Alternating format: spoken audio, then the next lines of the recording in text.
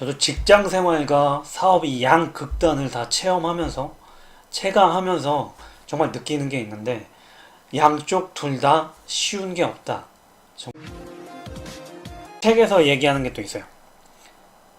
돈 버는 일을 결코 낭만적으로 보지 마라.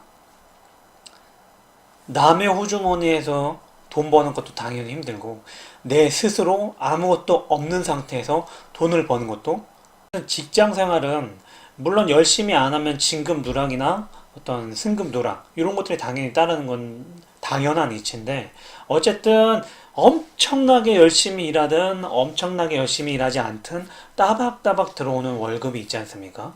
같은 경우엔 일단 자본 기반의 어떤 사업을 하다 보면 그 자본을 조금씩 깎아먹게 되죠. 그러면 돈이 조금씩 사라질 때 그 압박감이 오게 돼요. 물론 저는 자본 기반 창업을 한 건 아니지만, 대부분의 프랜차이즈 창업 같은 경우엔 회전율이 제대로 이루어지지 않으면 자본을 회수하는 기간이 굉장히 길어져 버리기 때문에 그 안에 무너지게 되는 경우가 굉장히 많다는 거예요.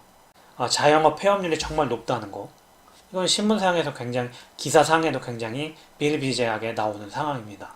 리스크가 크냐 안 크냐, 그 차이죠. 대부분의 직장인들이 뭔가 자신만의 업을 꿈꾸지만 섣불리 도전하지 못하는 이유는 리스크가 있기 때문이죠.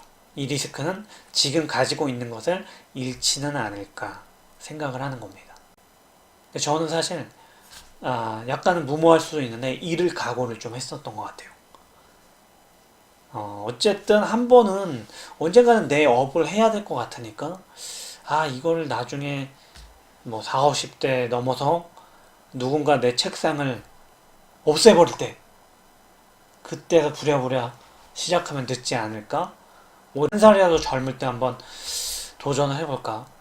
물론 이거는 결과론적인 거예요. 만약에 사업을 제가 3, 4년 지금 유지를 못하고 뭔가 굉장히 힘든 상황이었으면 자괴감에 빠져있고, 그냥 직장인으로 살걸, 이랬을 겁니다. 이건 어쩔 수 없죠. 입장 차이가 있긴 하죠.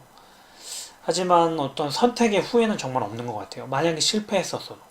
물론 예전에 저는 20대 때 다른 사업을 하면서 실패를 했던 경험이 있는데, 그때는 정말 너무 힘들고 내 인생이 망했다 생각을 했는데, 지금 생각해보니까 사실 20대 중반 후반에도 정말 적은 나이면 적은 나이거든요. 그때 그렇게 실패를 했던 경험이 결코 나쁜 경험이 아니었다 저는 생각을 하고 있어요. 어떻게 보면 자기 위안일 수도 있죠. 나는 실패했지만 그게 결국엔 경험이 됐고 어떤 자산이 얘기하는 건 또 있어요. 콘텐츠와 플랫폼. 여러분은 콘텐츠 사업을 할 것인지 플랫폼 사업을 할 것인지, 처음에 콘텐츠 기반 사업을 했거든요. 그러니까 콘텐츠라는 건 뭐죠? 결국엔 이야기예요. 누군가한테 전하는 이야기를 가지고 있는 사람인가 아닌가?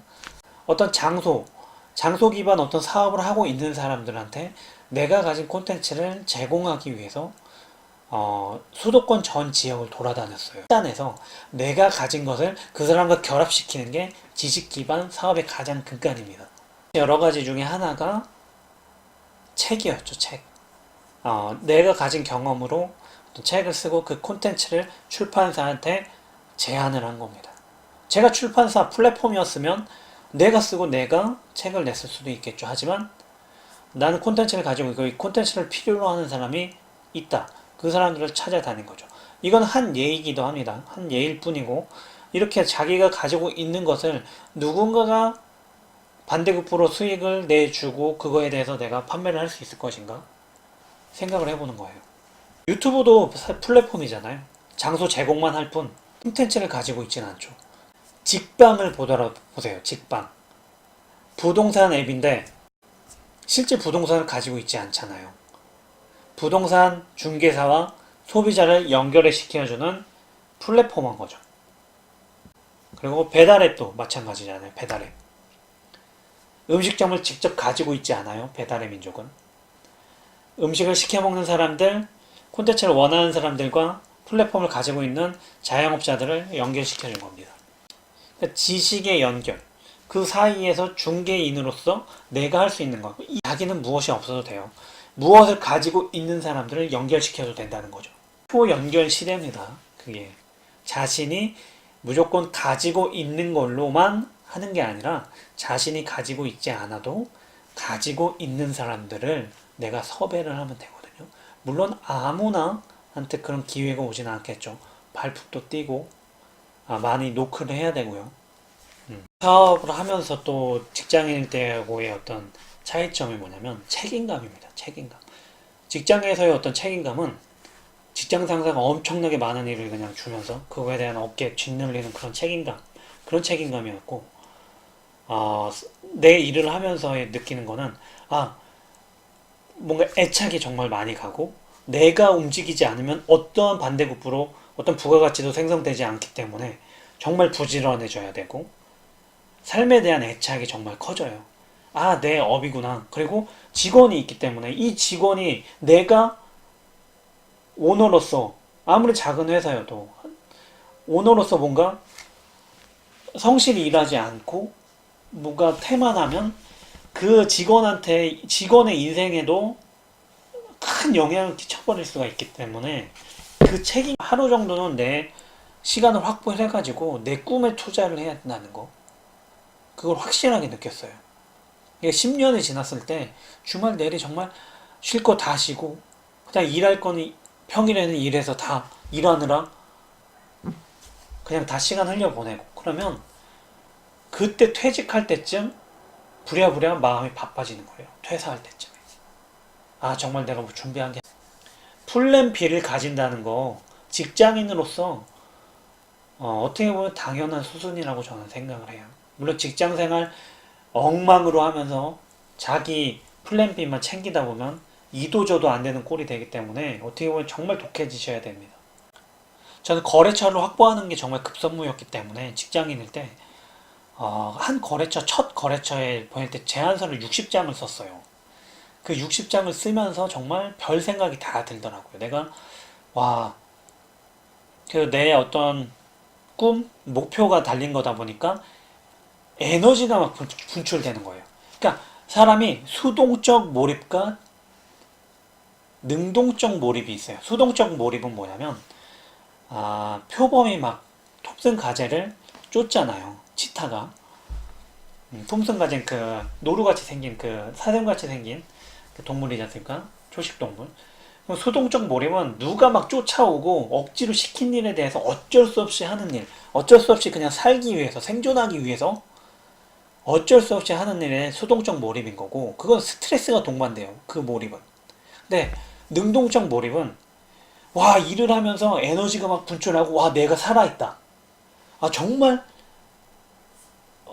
일을 하면서 기쁘다, 행복하다, 이 느낌, 이 호르몬이 막 흐르는 이 느낌이 들 때가 있어요. 전 제 일을 하면서 그 생각이 든 거예요. 그래서 능동적 몰입. 그러니까 새벽에 막 4시에 일어나고 3시에 일어나도 피곤하다 자유롭게 뭔가 사회에 기대지 않고 어떤 사회의 어떤 구조, 직장에 기대지 않고 내 오롯하게 내 힘으로 살아가고 있구나. 그걸 느낄 때 어떤 희열감, 그런 게 있어요. 물론 안 좋은 점은 리스크는 항상 있다는 거예요. 직장이라는 울타리가 굉장히 따뜻한 울타리. 사실 그런 따뜻한 울타리입니다. 하지만 한 번은 아까 말씀드렸죠. 한 번은 자기 일을 해야 된다는 거. 그 시점은 언젠가는 찾아오는데 그걸 먼저 준비하느냐 준비하지 않느냐의 차이는 정말 건강관리를 정말 더 열심히 하게 되더라고요. 내가 멈추면 사업이 멈추기 때문에 내가 멈추면 병가 하루 내고 그냥 끝내는 게 아니라 시간이 돈입니다. 사업가한테는 시간이 돈. 근데 대신 또 자기가 움직이지 않아도 시스템이 돌아갈 수 있게끔 만드는 게 관건. 그거는 제가 부자 아빠 가난한 아빠 부의 추월차선 리뷰할 때 계속 말씀드렸죠. 그게 정말 중요해지는 시대에 우리는 살고 있습니다. 인생에 한번 도전해볼 만은 합니다. 네. 근데 그 결과는 오롯이 자기의 책임. 누구를 탓할 수도 없습니다.